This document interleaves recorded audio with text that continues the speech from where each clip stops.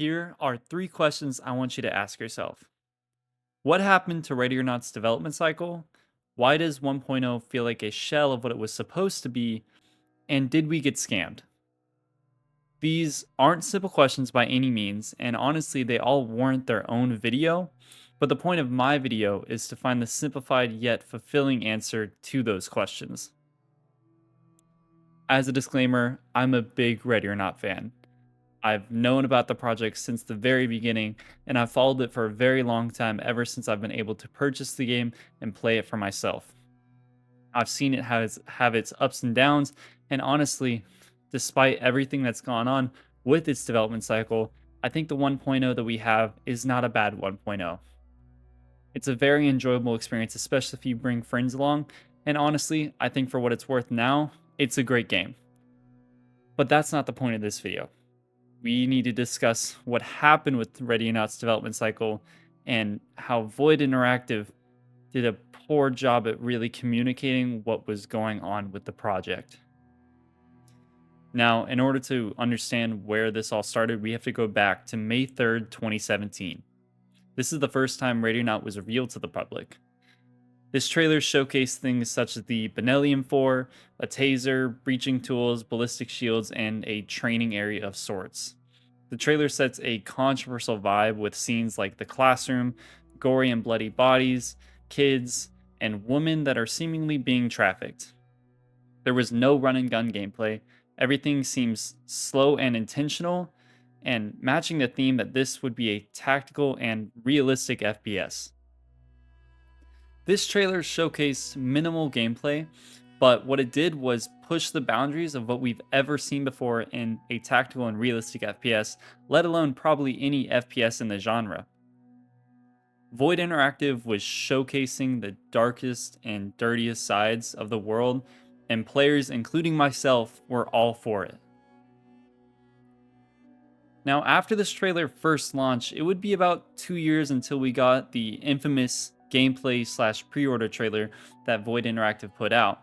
But in between that time, all we really got were small work in progress clips and a couple videos of them showcasing some firearms and animations.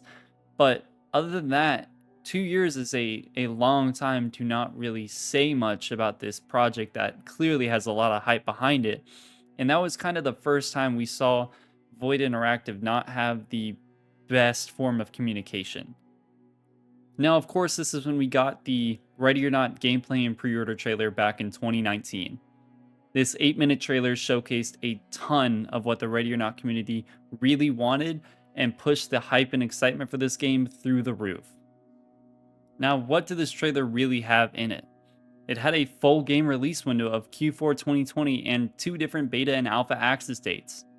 It showed us slow and methodical gameplay and teased a tactical PvP game mode. It showed us different parts of the training environment we would have in the game, as well as features like non-lethal gameplay, multiple ways of opening doors, and different breaching tools that we could use. It showed us maps that we now know as Hotel, Port, and For You gas station. And these are all great things, and a lot of them are in the game to this day, but it also showcased things that we have never seen before or heard much about in the past few years. Now, we know in between the time that this trailer came out and the early access version of the game released, there was PvP playtests that went on that got a lot of negative feedback. Now, of course, I believe this drove Void to put PvP on the side and bring PvE back into the frame because it was the more important aspect of Ready or Not that was being advertised. So PvP didn't really disappear. It had a reasoning to go into the dark and not really be talked about. But after that, we haven't heard much, and PvP is still something that's on the table to be implemented in the game. Then there were other features that really didn't get talked about much that just weren't in the game at launch. There were features like the drones, the marksman position, the tactical ladders, and the ability to go dark. Those were addressed at different points in the development cycle, but none of them were publicly addressed enough for it to be something that was widely well known. So, a viewer that saw the original trailers for this game and then played the 1.0 version would probably be really confused because there are things that they just showed off that aren't there and that haven't been really truly specified to the public as to why they aren't there. Now, of course, if you dig really far deep into Discord or Reddit, you can find reasonings as to why they aren't in the game. But the average consumer and player in a game like Ready or Not isn't scouring through those socials to try and find an answer. They're just kind of confused and they will voice that opinion fairly well. Then there were other features that were mainly talked about in the Discord and the Reddit that we didn't really hear about much more than when they first talked about them.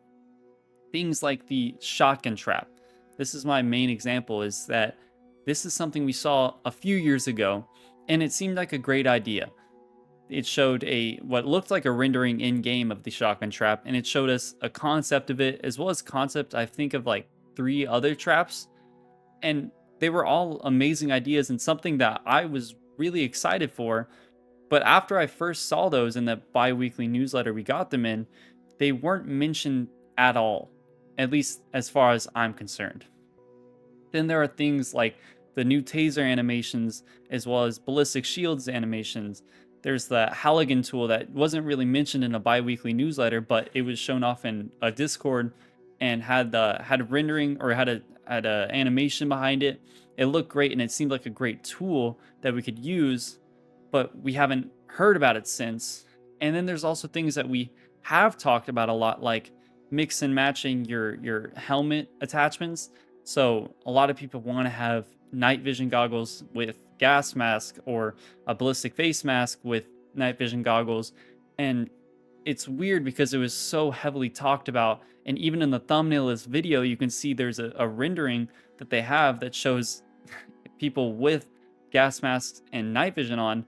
But after we got that information that basically excited us, said, that's exciting, that's going to be in the game at one point, we haven't heard anything since. And then 1.0 came, and those features still weren't in the game, which is kind of where the problem falls in with Void Interactive. We're at that point where we can kind of start answering those questions at the beginning of the video, and I'm going to knock this one out really quickly. Is Ready or Not a scam? It is absolutely not a scam. There are a lot of things that they haven't added to the game that they have talked about or shown in the past, but arguably speaking, it's a finished product. It's a tangible product that we are able to enjoy, that I enjoy, and a lot of fans do enjoy. Though, if you really looked at the development cycle of the game, you would know that it's missing a lot of things they originally talked about. The game isn't a scam, and it's honestly in a pretty great place for the type of development cycle that it has gotten. Now that moves on to what happened with the development cycle of Ready or Not, and that is simply comes down to 2 things. They were in over their head, and they didn't communicate very well at all with their fans.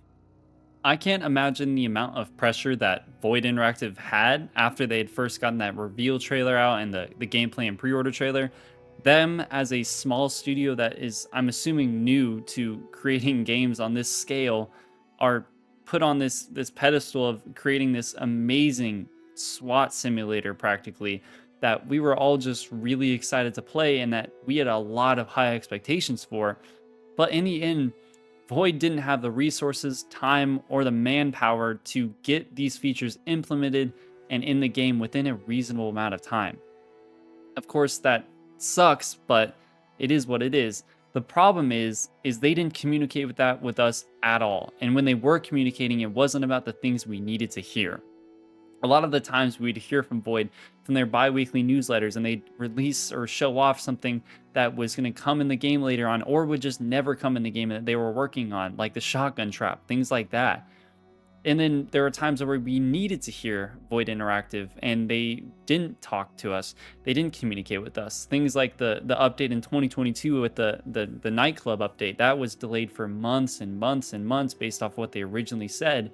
But instead of telling us, hey, we need some more time on this, we're going to be spending a couple more months, whatever, it was on and off of just like, yes, it's still being worked on, or just nothing at all. And then, of course, we have the Atom update and what we know is the 1.0 update. Those just didn't receive the communication that we needed as fans and that we wanted from a title like Ready or Not, especially ones with supporters that were spending extra money to support the game and help with the development of the game.